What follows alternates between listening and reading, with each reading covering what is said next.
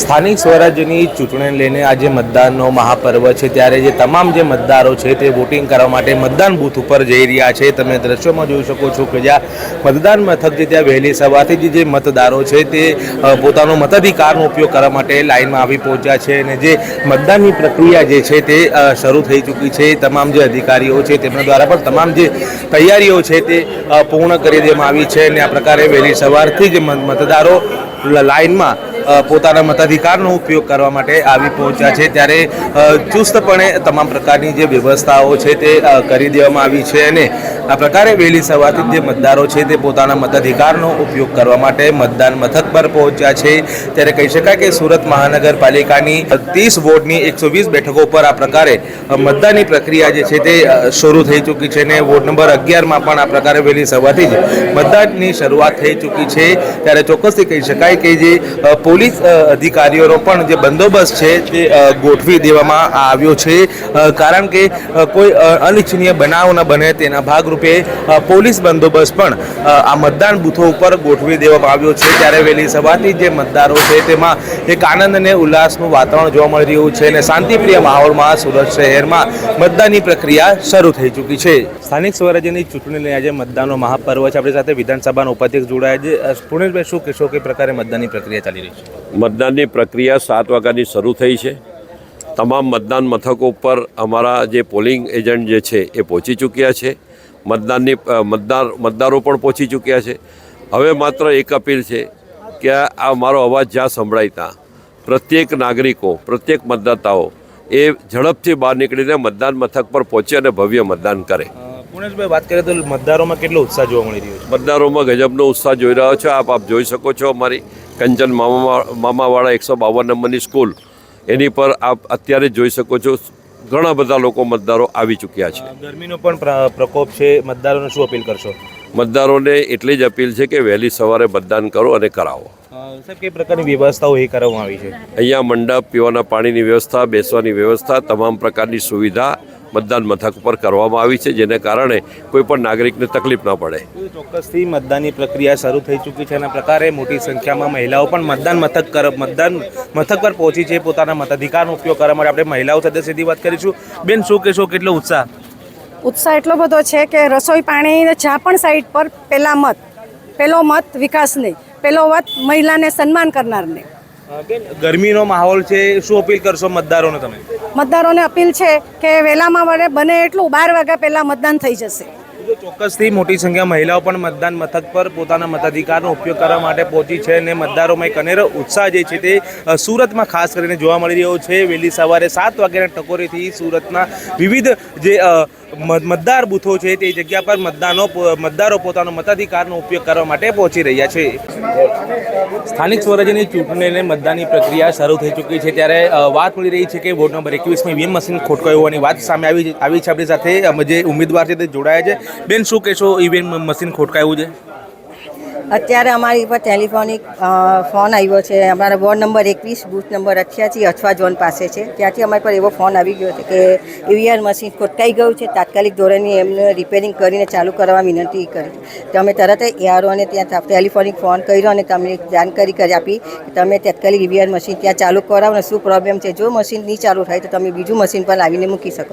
પણ તેમણે ત્યાં જઈને જોયું તો ઈવીઆર મશીન રિપેરિંગ કરીને ચાલુ થઈ ગયું છે અને અત્યારે ત્યાં મતદાન પણ ચાલુ કરી રહ્યા અને લોકો સારી પ્રમાણમાં ત્યાં વોટિંગ પણ કરી રહ્યા છે। કેટલા સમય સુધી મશીન બંધ રહ્યું હતું? આઈ થિંક અડધો કલાક જેવું કંઈ મશીન બંધ થયું છે અને તરત જ ચાલુ કરી દેવામાં આવ્યું છે। શું ખામી કહી શકાય કે વોર્ડ નંબર 21માં મતદાનની પ્રક્રિયા દરમિયાન જે ઈવીએમ મશીન જે ખોટકાયો હતો અને અધિકારીઓ આ બાબતની જાણ થતાં આ મશીનને તાત્કાલિક ધોરણે રિપેરિંગ કરીને ફરી ત્યાં મશીન શરૂ કરી દેવાયું હતું, પરંતુ અડધો કલાક સુધી આ ઈવીએમ મશીન બંધ રહેતા મતદારોને હાલાકીનો સામનો કરવો પડ્યો હતો। एक पूरे देश की भी रिस्पॉन्सिबिलिटी आती है, सो आई थिंक मेरा वोट भी एक दिन मैटर करेगा किसी ना किसी पार्टी के लिए। देन लेट्स सी क्या होता है। कैसी सरकार चाहिए आपको? सरकार वो चाहिए जैसे मैंने अपनी बुक्स में पढ़ा है, by the people, of the people, for the people. That's the only thing which I always had. And वही चाहिए कि जो उनके मैनिफेस्टेशन है वो हमेशा सच होने चाहिए, बातें करनी भी चाहिए तो होनी भी चाहिए। क्या होना चाहिए सूरत? जैसे हमने देखा है नंबर 1 हो गया है smart city and clean city, तो वो ही हमेशा रहता रहे। एंड थोड़ा क्लेanलीनेस होना चाहिए रेलवे स्टेशन के पास जहाँ पे लाइक आई ऑलवेज ट्रैवल ना, तो मैंने देखा कि बहुत ऑटो का प्रॉब्लम होता है, तो वो सब अभी थोड़ा सॉर्ट होना चाहिए because every city has their own pros and cons और अपना खाना तो अच्छा है ही. લોકશાહી પર્વનું મોટું પર્વ એટલે મતદાન. આપના માધ્યમથી મતદાન અવશ્ય કરો, લોકશાહીને જીવંત રાખવા. અને આજે અમે મતદાન કર્યું છે, તમે પણ મતદાન કરો. વિકાસની ગતિવિધિ, વિકાસની રાજનીતિ અને એના માધ્યમથી અમે કામ કરી રહ્યા છે. ત્યારે આવો ગુજરાત અને ભારતના સક્ષમ બનાવવા માટે યોગ્ય નેતૃત્વ દેશના વડાપ્રધાન નરેન્દ્રભાઈ મોદી સાહેબના નેતૃત્વમાં અને ગુજરાતમાં માન્ય મુખ્યમંત્રી ભૂપેન્દ્રભાઈ પટેલના નેતૃત્વમાં, પ્રદેશ અધ્યક્ષ જગદીશભાઈ વિશ્વકર્માજીના નેતૃત્વમાં જ્યારે ગુજરાત અને દેશ ચાલી રહ્યો છે, ત્યારે સાથે મળીને આ વિકાસની રાજનીતિમાં આપણે સૌ જોડાઈએ, મતદાન અવશ્ય કરીએ અને લોકશાહી પર્વને ઉજવીએ. પરિણામ કયા પ્રકારના લાગી રહ્યા છે? સમગ્ર રાજકોટ હશે, જામનગર હશે, ભાવનગર હશે કે પોરબંદર કે મોરબી મહાનગરપાલિકાઓ, અન્ય બધી જ જિલ્લા પંચાયતો સૌરાષ્ટ્રમાં મહત્તમ રીતે ગઈ વખત કરતાં ભાજપનો દેખાવ ખૂબ સારો રહેશે, વધુ સીટો વધશે અને જનાધારમાં પર્સન્ટેજમાં પણ સૌરાષ્ટ્ર અને સમગ્ર ગુજરાતમાં ભારતીય જનતા પાર્ટી કમળ ખીલવાનું છે. આશરે 742 જેટલી સીટો બિનહરીફ થઈ છે. એ જ બતાવે છે આ માન્ય પ્રદેશ અધ્યક્ષ જગદીશભાઈ વિશ્વકર્માના નેતૃત્વમાં પહેલીવાર એટલી સીટો બિનહરીફ થઈ છે. કોંગ્રેસ અને અન્ય પાર્ટીઓને ઉમેદવાર નથી મળતા, ત્યારે મતદારોનું મન નરેન્દ્ર મોદી સાહેબ સાથે, વિકાસ સાથે, ગુજરાતની માન્ય મુખ્યમંત્રી ભૂપેન્દ્રભાઈ પટેલની ભાજપની સરકાર સાથે અને કમળ સાથે છે. અને વિકાસની યાત્રા ઓર તેજીથી આગળ વધારવા મતદારો સમજુ છે. વિકાસ માટે મત આપીને ભાજપને જંગી બહુમતીથી સમગ્ર સૌરાષ્ટ્ર, ગુજરાત અને રાજકોટમાં જીતાડશે, એ અમને વિશ્વાસ. ચોક્કસ રાજકોટ મહાનગરપાલિકાની ચૂંટણીમાં આજે પરિવાર સાથે મત આપ્યો છે. હું સૌ રાજકોટવાસીઓને અને સૌ ગુજરાતવાસીઓને વિનંતી કરું છું કે 100% મતદાન દેશ હિત માટે, રાષ્ટ્ર હિત માટે કરવું જોઈએ અને પોતાના મતનો ઉપયોગ 100% કરે.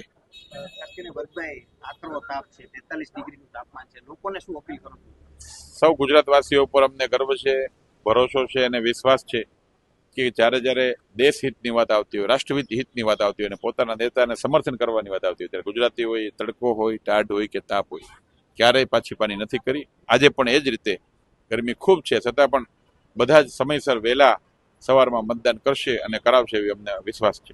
10 તારીખે ઉમેદવારની જાહેરાત થઈ, ત્યારથી કાર્યકર્તાઓમાં એક નારાજગી હતી, વિરોધ જોવા મળતો હતો, ડેમેજ કંટ્રોલ છેલ્લી ઘડી સુધી કરવું પડ્યું. શું લાગે છે ચૂંટણીના મતદાન ઉપર આની કોઈ અસર? ચોક્કસપણે આટલો મોટી પાર્ટી છે, તો જેમને ટિકિટ ના મળી હોય, કોઈની અપેક્ષા અસંતોષવાણી હોય, તો ક્યાંક ને ક્યાંક અસંતોષ ઊભો થયો હતો. પણ હું આજે ભારતીય જનતા પાર્ટીના કાર્યકર્તાને વંદન કરીશ, અભિનંદન આપીશ કે પોતાનો વ્યક્તિગત સ્વાર્થને બાજુમાં મૂકીને રાષ્ટ્રહિતની વાત આવતી હોય ત્યારે હંમેશા એમણે પોતાનું બલિદાન આપ્યું છે. એ જ પરંપરામાં આજે પણ સમગ્ર રાજ્યના કાર્યકર્તાઓ એ મત આપવા માટે અને અપાવવા માટે જોડાઈ ગયા છે અને ચોક્કસપણે મોદી સાહેબના નેતૃત્વમાં ફરી વખત એ ગુજરાતમાં ભારતીય જનતા પાર્ટીનું બધી જ જગ્યાએ અમારા ઉમેદવારો બહુમતી સાથે જીતશે. કે તેમને મતદાન કરવું જ જોઈએ. એક ભારત દેશના નાગરિક તરીકે મેં મારું મતદાન કરેલ છે.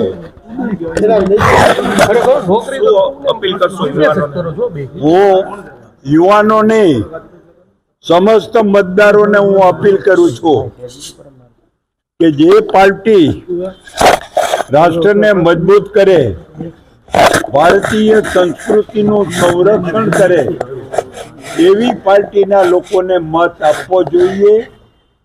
અને આજ સુધી 2014 થી માંડી 2026 સુધી તમામ ક્ષેત્રની અંદર, ચાહે ગ્રામ પંચાયત હોય, તાલુકા પંચાયત હોય, જિલ્લા પંચાયત હોય, મ્યુનિસિપાલિટી હોય, કોર્પોરેશન હોય, વિધાનસભા હોય કે લોકસભા હોય, તમામ જગ્યાએ આજના દેશના નાગરિકોએ ભારતીય સંસ્કૃતિની રખેવાળી કરે અને રાષ્ટ્રનું નામ રોશન કરે એવી પાર્ટીને મત આપ્યા છે અને આજે પણ આપશે. અને આપ પૂછો એ પહેલા કહી દઉં કે રાજકોટની 72 સીટ છે. ગયા વખતે 72 માંથી 68 સીટ મળી હતી. આ વખતે વિપક્ષને પૂરેપૂરો આરામ મળવાનો છે અને 72 સીટ ભાજપ લાવવાનું છે. કયા મુદ્દાને આધારે એટલા માટે થઈને કે આજે સમસ્ત હિન્દુસ્તાનની અંદર બીજેપીએ એક ગ્રામ પંચાયતથી માંડીને પાર્લામેન્ટ સુધી લોકોના કામ કર્યા છે. આજે લોકોની આવશ્યકતા તો પૂર્ણ કરેલ છે. હવે આવશ્યકતાને બદલે રાષ્ટ્રને મજબૂત કરે એવી ભાવનાથી સભર લોકો થાય એના માટે થઈને પાર્ટી પ્રયત્ન કરે છે. બાપા, તમે 72 બેઠક કીધું, પણ ભાજપમાં તો અંદરો અંદર જૂથવાદ ચાલે છે, શું કહેશો? કોઈ વિખવાદ થતું નથી. કઢીમાં ઉફાણા આવતા જ હોય છે, પણ કઢી કોઈથી તપેલાની બહાર નીકળતી નથી. યુવાન સ્થાનિક સ્વરાજની ચૂંટણી એટલે રાજકોટ મહાનગરપાલિકાની ચૂંટણીનો આજે દિવસ છે અને આજે રાજકોટના સમગ્ર રાજકોટવાસીઓને હું અપીલ કરું છું કે વધુમાં વધુ મતદાન કરો અને બીજા લોકોને પણ મતદાન કરવાની પ્રેરણા આપો. પ્રધાનમંત્રી નરેન્દ્રભાઈ મોદીના વિકસિત ભારતના સ્વપ્નને આગળ વધારવા અને વિકસિત ગુજરાત થકી વિકસિત ભારત બનાવવા માટેના જે સ્વપ્ન છે એને વધુ વેગવંતું બનાવવા માટે સ્થાનિક સ્વરાજની ચૂંટણી પાયો કહેવાય અને આ પાયાના આજે મતદાનના દિવસે રાજકોટ મહાનગરપાલિકાના ચારેય કમળના નિશાન ઉપર બટન દબાવી અને વધુમાં વધુ મતદાન કરો. રાજકોટના વિકાસને ઝડપીને વેગવંતો બનાવવા માટે મતદાન કરવા માટેની હું રાજકોટવાસીઓને ખાસ અપીલ કરું છું અને વધુમાં વધુ મતદાન કરો. ભારતીય જનતા પાર્ટીના કમળના નિશાન દબાવી એને ચારેય ઉમેદવારોને જંગી બહુમતીની લીડથી ચૂંટાવવા માટેની હું અપીલ કરું છું.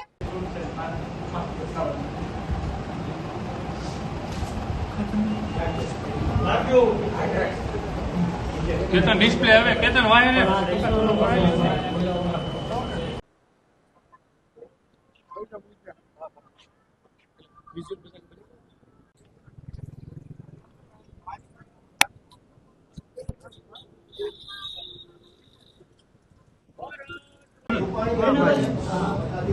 ઉપયોગ કરી રહ્યા છે. વિજયભાઈ રૂપાણીના અવસાન બાદ પહેલી વખત તેઓ એકલા